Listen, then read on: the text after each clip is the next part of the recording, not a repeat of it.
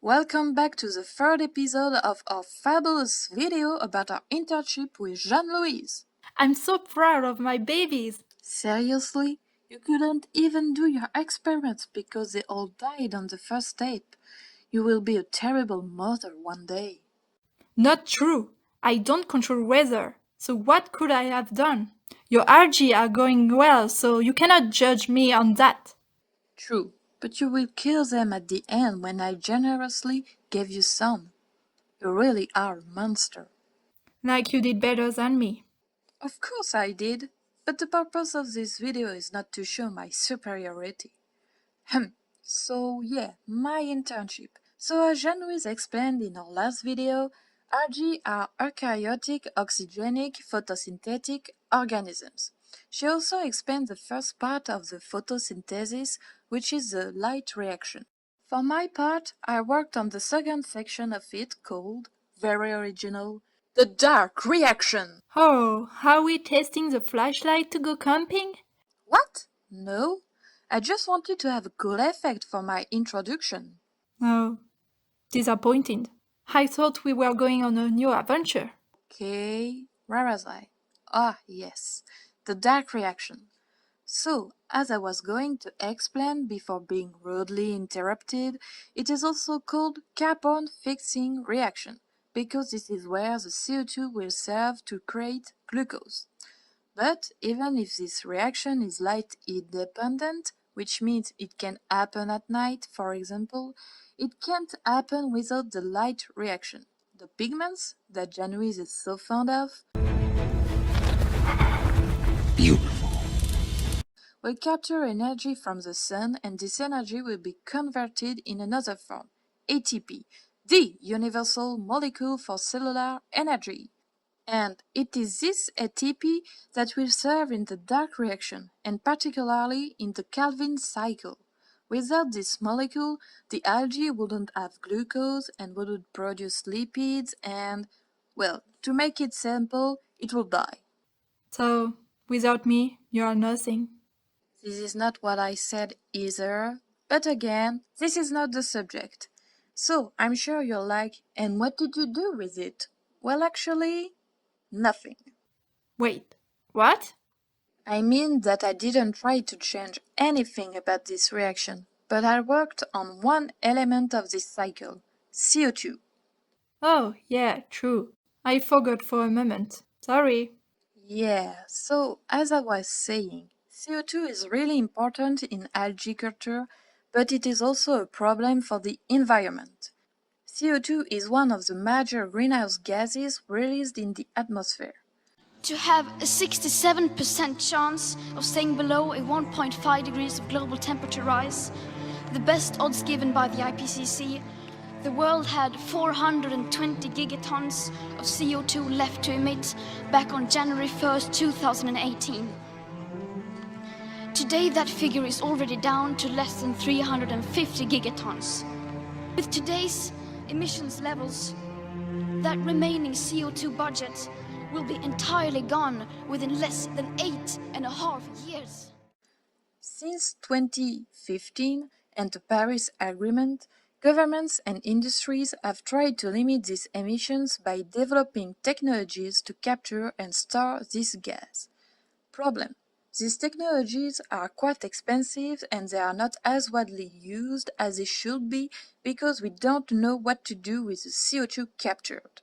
Wait, but you said that some industries like natural gas are the one that recovers oil use it? But how do you know this? I never told you. Because I'm in your brain. You're nothing without me. Remember? You just looked at my report, don't you? Yes. But you're right. There are some applications and CO2 is stored in geological reserves in limestone form. But what I mean is that some forms of storage could cause more bad than good if you use them excessively.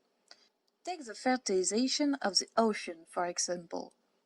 On paper, it's a good idea. Phytoplankton, algae, etc. need CO2 to grow, and these organisms are then consumed by the rest of the ocean creatures. So, if we put CO2 in the ocean, everyone is happy. But if you put it in excess in one place, you could cause acidification of the ocean and kill the ecosystem.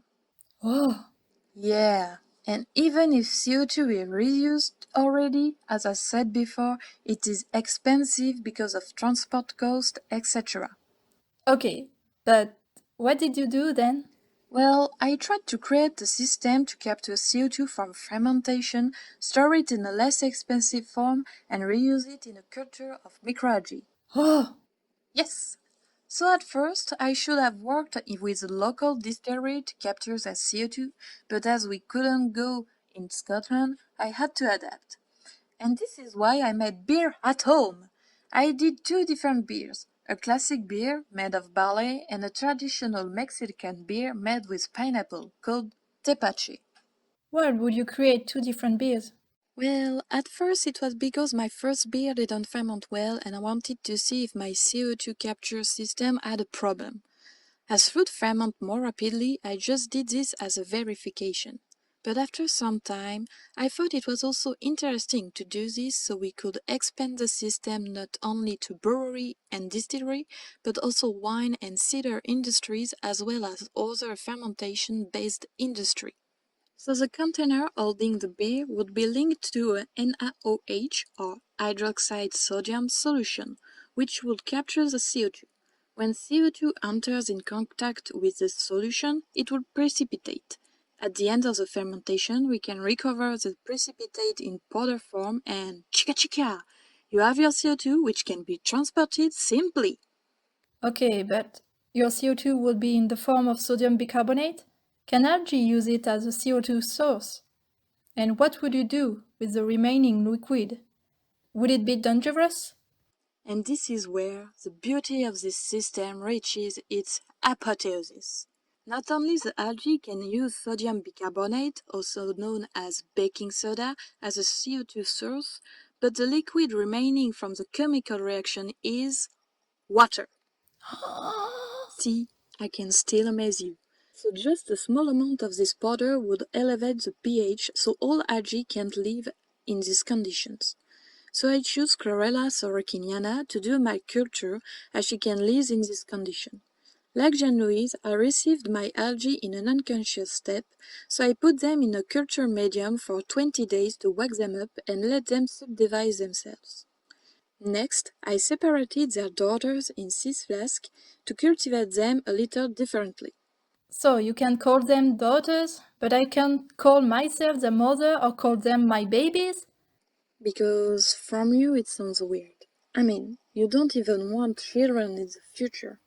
Not true. And because it's a good term, a mother cells give 2 daughter cells.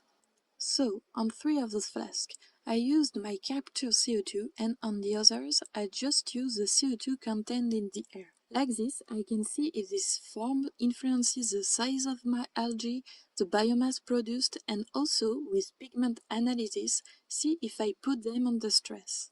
This would help me see if I didn't put in enough CO2 or too much, and try to readjust in future experiments. You see, you are horrible too. You could put them under stress. Maybe, but I didn't do it intentionally. Stay calm. So for the result, I can see that my system to capture CO2 is quite promising. You can see that I obtained the powder quite rapidly on this video. The only problem I had was to eliminate all the water, because I couldn't heat it over 50 degrees Celsius, otherwise I would have started to lose CO2. Didn't you filter your solution? I did, but the coffee filter is not the best to do this. Oh, yeah. MacGyver would be proud of you. Thanks. As for my algae, well, I had a moment where I was afraid of losing them.